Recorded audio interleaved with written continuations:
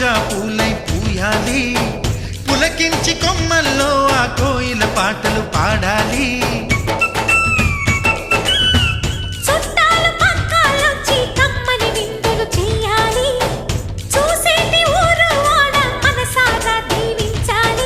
నలుగురు కలిసి చేతులు కలిపి మన కలలన్నీ పండించాలి.